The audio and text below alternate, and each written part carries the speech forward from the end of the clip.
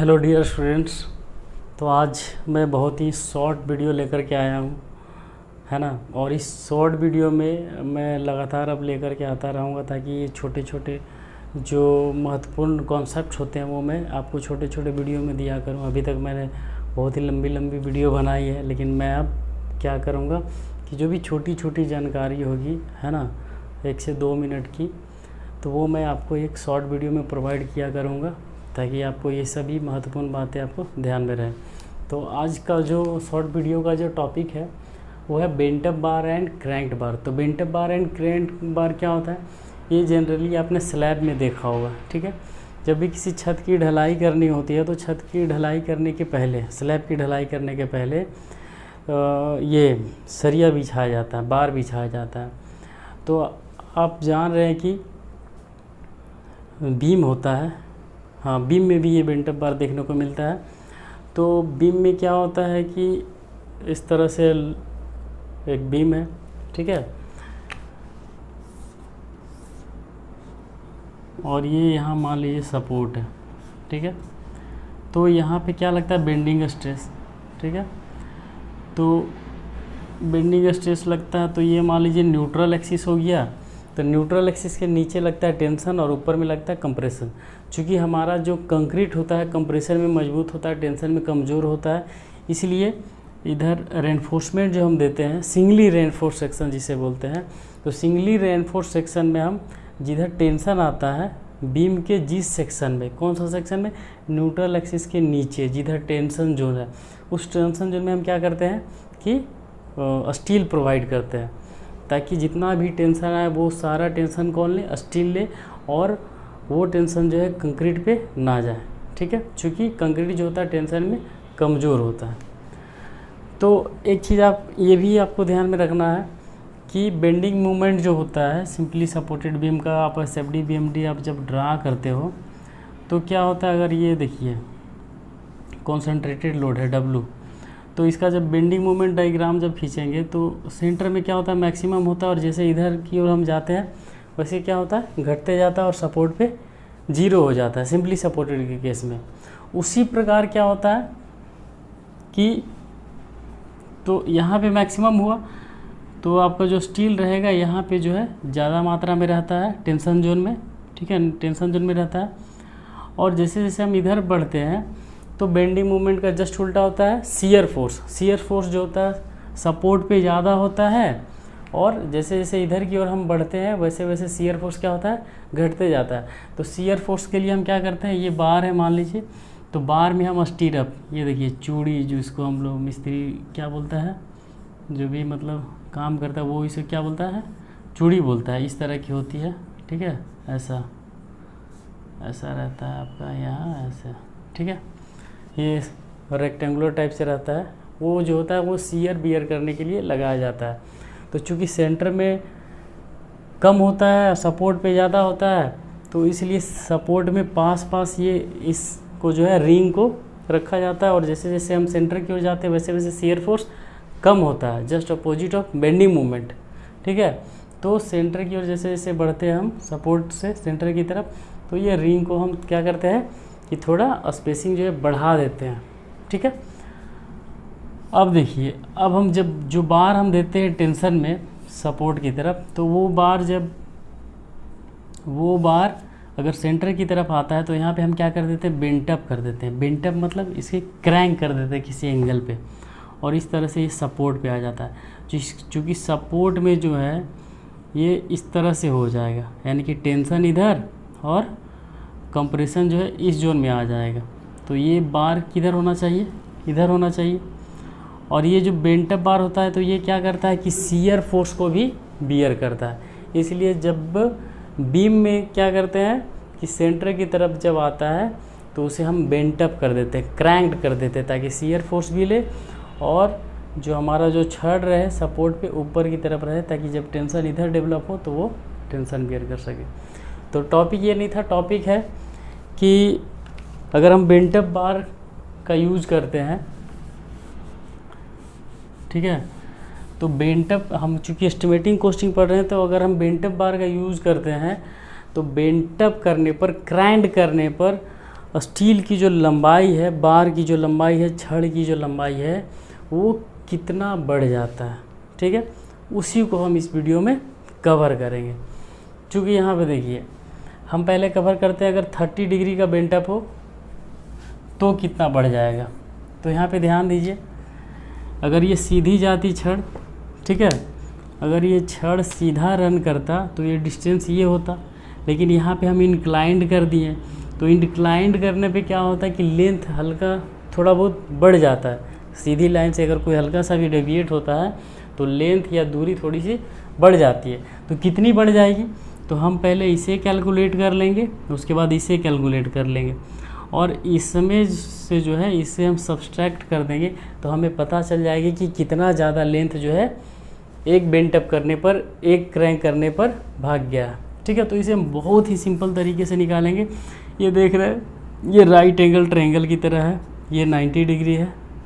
ठीक है, तो इसे भी निकालना है, इसे भी निकालना है। तो ये जो डेप्थ है यानी कि बॉटम क्रैंक किए, क्रैंक करने के बाद कितना हाइट के बाद हम उसे मोड़े, ये डेप्थ हमें पता रहेगा।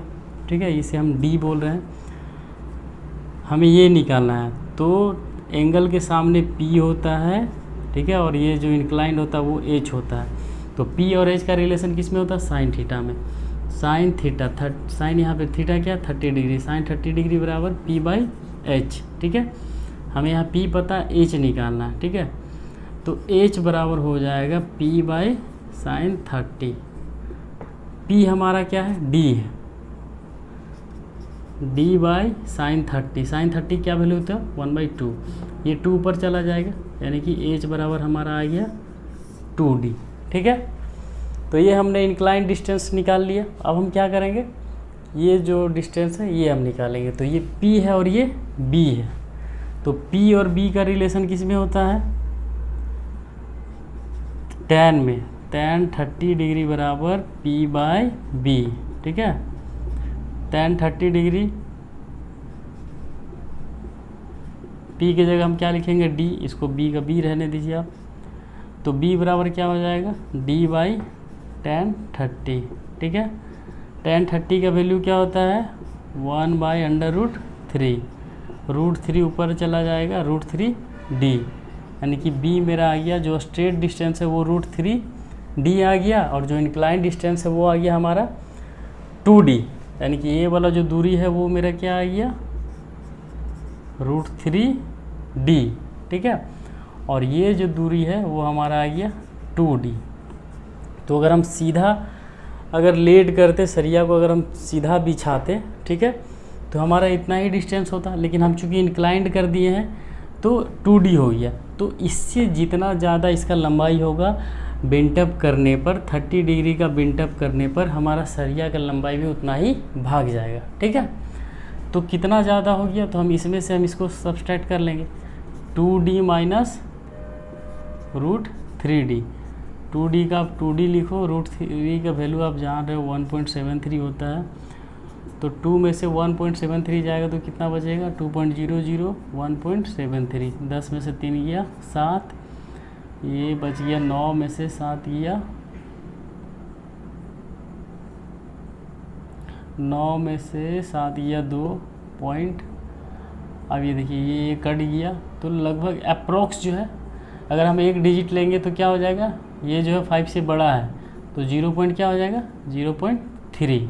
तो अप्रोक्स आ जाएगा आपका 0.3D। तो अगर एक एंड पे बेंट अप रहेगा तो सरिया का जो लंबाई होगा वो इतना भाग जाएगा, 0.3D। ये जो डेप्थ है बॉटम से कितना ऊपर जा कर के क्रैंक किया गया वो, तो 0.3 गुना। अगर दोनों एंड में बीम है और बीम में जो मैंने सरिया दिया है उसके सरिया को दोनों एंड पे अगर हम बेंट अप करते हैं 30 डिग्री पे, तो जस्ट इसका डबल हो जाएगा। If bar is bent up at both ends of beam, तो एक्स्ट्रा लेंथ क्या हो जाएगा, due to bent up, extra length due to bent up हो जाएगा, due to bent up equal to 2 गुना 0.3D यानी कि 0.6D। ठीक है, ये कब होगा? जब हम दोनों एंड पे 30 डिग्री का बेंटअप देंगे तब, लेकिन एक ही एंड पे हम करते हैं तो 0.3D।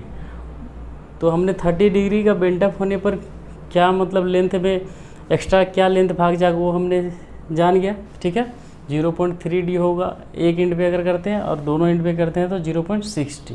ठीक है, अब हम देखेंगे कि अगर 45 डिग्री का बेंटअप करते हैं तो हमारा एक्स्ट्रा लेंथ कितना ये हो जाता है। तो ये देखिए, ये 45 डिग्री है। तो हम ज्योमेट्री हमने 7th क्लास में पढ़ा है, तो 7th क्लास का ये ज्योमेट्री है कि जब 45 डिग्री एंगल हो और राइट एंगल ट्रायंगल हो, तो ये 45 है तो ये भी 45, तो इसके सामने दोनों कोण आपस में बराबर हैं, तो दोनों भुजा भी आपस में बराबर होंगे, यानी कि ये D है तो ये भी क्या होगा? D होगा। चूँकि ये 90 है तो तीनों ट्रायंगल के तीनों कोण, ये कोणों का योग क्या होता है? 180 डिग्री होता है। तो ये 45 है तो और 45 घट रहा है, तो ये भी क्या हो जाएगा? 45 ही हो जाएगा। ठीक है, तो ये D है, ये जितना रहेगा उतना ही ये हो जाएगा। तो इसे तो हमें इसमें निकालना नहीं है, हमें इसमें क्या निकालना है? ये। तो आप P और H का रिलेशन से निकाल सकते हैं, आप D और H का भी रिलेशन से निकाल सकते हैं। तो साइन 45 डिग्री बराबर क्या होता है? P/H। ये P हो गया और ये H हो गया। P क्या है? हमारा D है, H को आप H रहने दीजिए, साइन 45 डिग्री। ठीक है, तो H बराबर हो जाएगा आपका D/साइन 45 डिग्री। ठीक है, D/साइन 45 का वैल्यू क्या होता है? 1/√2। √2 पर चला जाएगा, √2D। ठीक है, तो H हमारा हो गया, जो इंक्लाइन डिस्टेंस है वो √2D। तो कितना एक्स्ट्रा लेंथ भाग गया इंक्लाइन करने पर? तो क्या करेंगे, इसमें से हम इसे घटा देंगे, √2D माइनस D। √2 का वैल्यू आपको याद होगा 1.42 माइनस D। 1.42 में से 1 चला जाएगा तो क्या बचेगा? 0.42D। ठीक है, कैलकुलेशन पर्पस के लिए 0.42 को जो है इक्विवेलेंट टू 0.5 लेते हैं एस्टिमेटिंग करते समय। ठीक है, तो जब एक एंड पे बेंटअप करेंगे 45 डिग्री का, तो वो होगा हमारा ये सरिया के लेंथ में जो इजाफा होगा, जो एक्स्ट्रा लेंथ भागेगा वो 0.5D। D क्या है? ये बॉटम और ये टॉप के बीच का डिस्टेंस। ठीक है, अगर हम दोनों एंड पे करते हैं, एट बोथ एंड पे अगर करते हैं, एट बोथ एंड, तो क्या हो जाएगा? जस्ट डबल हो जाएगा, 2 × 0.5D, यानी कि आधा का डबल क्या होगा? 1D, यानी कि D। ये जो डिस्टेंस है जस्ट उतना मेरा क्या हो जाएगा? बढ़ जाएगा अगर दोनों एंड पे करते हैं तो आप समझ गए कि बेंटअप क्या होता है, क्रैंक क्या होता है, और उसे क्यों करते हैं, और करने के बाद उसके लेंथ में, सरिया के लेंथ में, लंबाई में कितना एक्स्ट्रा लेंथ भागता है। तो मैं फिर से एक बार रिवाइज कर देना चाहूँगा कि बेंटअप क्या होता है। चूँकि हमारा जो बीम होता है वो सेंटर में जो है ज़्यादा मैक्सिमम बेंडिंग मूवमेंट होता है, तो इसीलिए उसे नीचे में रखा जाता है। ठीक है, टेंशन जोन में। जैसे जैसे हम इधर आते हैं वैसे वैसे क्या होता है कि शियर फोर्स बढ़ता है। तो शियर फोर्स क्या होता है कि सेंटर पे ज़्यादा होता है, इसलिए इसे हम क्रैंक कर देते हैं। तो क्रैंक करने के बाद क्या होता है, क्रैंक पोर्शन जो है शियर को भी बियर करता है, और ये ऊपर आ जाता है। जब ये सपोर्ट पे आएगा तो सपोर्ट पे क्या होता है, टेंशन ऊपर की ओर लगता है। ठीक है, इस पर्पज़ से करते हैं इसे बेंटअप। और बेंटअप करने पर 30 डिग्री में जो है एक एंड पे 0.3D भाग जाता है। तो वो कैसे निकालेंगे? इंक्लाइन लेंथ निकालेंगे और ये वाला लेंथ निकालेंगे, दोनों का जो डिफरेंस होगा वो मेरा हो जाएगा एक्स्ट्रा लेंथ। उसी प्रकार यहाँ पे करेंगे, और हम यहाँ पे सिंपल ट्रिगोनोमेट्री का फार्मूला यूज़ किया है। तो आशा करता हूँ कि आपको समझ में आ गया होगा। अगर आपको ये वीडियो अच्छी लगी हो और आपने कुछ सीखा है तो लाइक ज़रूर करना।